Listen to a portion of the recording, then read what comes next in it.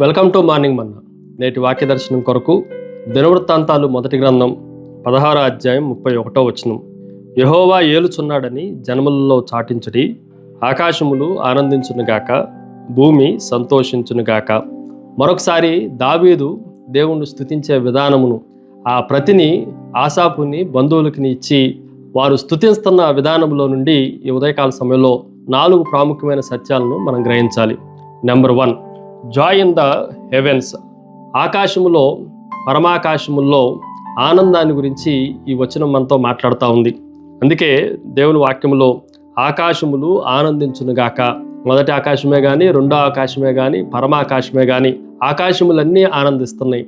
ఎందుకు అనంటే దేవుడు వాటిలన్నిటినీ ఏలబోతున్నాడు, ఏలుతున్నాడు అన్న విషయాన్ని గ్రహించి ఈ ఉదయకాల సమయంలో ఆకాశములన్నీ అంత ఆనందభరితంగా, సంతోషభరితంగా ఉండటానికి కారణం ఏంటి అనంటే, పరిపాలించేవాడు ఆయన ప్రభువు అయి ఉన్నాడు, సృష్టికర్త అయి ఉన్నాడు, వాటిని రూపొందించిన వాడై ఉన్నాడు అన్న సత్యాన్ని గ్రహించి ఆనందించి అవి సంతోషిస్తూ ఉన్నాయి.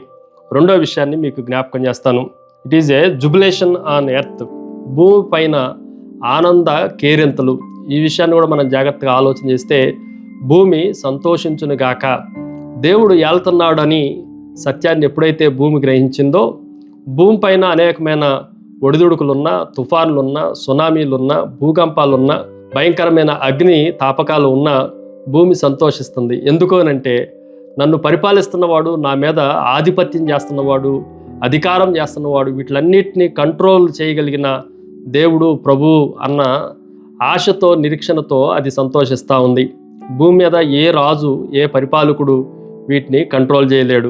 కానీ ఎవరైతే పరిపాలిస్తున్నాడో యెహోవా, ఆ దేవుని పరిపాలనలో భూమి కూడా సంపూర్ణంగా సంతోషిస్తుంది.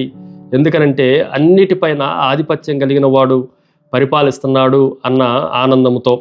మూడో విషయాన్ని మీకు జ్ఞాపకం చేస్తాను. జస్టిస్ ఆఫ్ ద లార్డ్, ప్రభు యొక్క న్యాయము. ఈ న్యాయముల గురించి కూడా మనం జాగ్రత్తగా ఆలోచన చేస్తే, యెహోవా ఏలుచున్నాడు, పరిపాలించుచున్నాడు.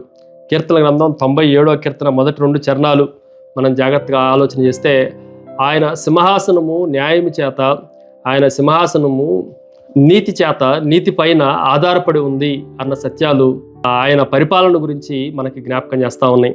ఆయన పరిపాలన నీతితో, సంతోషంతో, సమాధానంతో, న్యాయముతో అవి జరుగుతుంది అన్న సత్యాన్ని మనం గ్రహించాలి. చివరిగా 4వది మనం ఆలోచన చేస్తే, జాయ్ఫుల్ విట్నెసింగ్, ఆనందకరమైన సాక్ష్యము.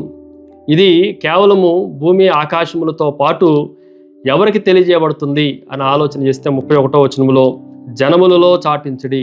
ఇంగ్లీష్లో ఆల్ నేషన్స్, అన్ని దేశాల్లో, ప్రపంచంలో ఉన్న వాటిలన్నిటిలో దీన్ని చాటించుడి. అందుకే దేవుని రాజ్యం వచ్చింది, పరలోక రాజ్యమును గురించి, దాని గురించిన సువార్త ప్రపంచంలో ఉన్న అన్ని దేశాలకు బోధించబడుతుంది అన్న సత్యాన్ని ఈ ఉదయకాల సమయంలో మనం గ్రహించాలి. అందులో భాగంగానే మనం కూడా దేవుని రాజ్యమును గురించి ప్రపంచానికి చాటించే ఆ భక్తులంగా, ఆయన ప్రతినిధులంగా, రాయబారులంగా, ఆయన రాజ్యములో సైనికులంగా మనం ఉన్నాము అని మనం కూడా సంతోషించాలి.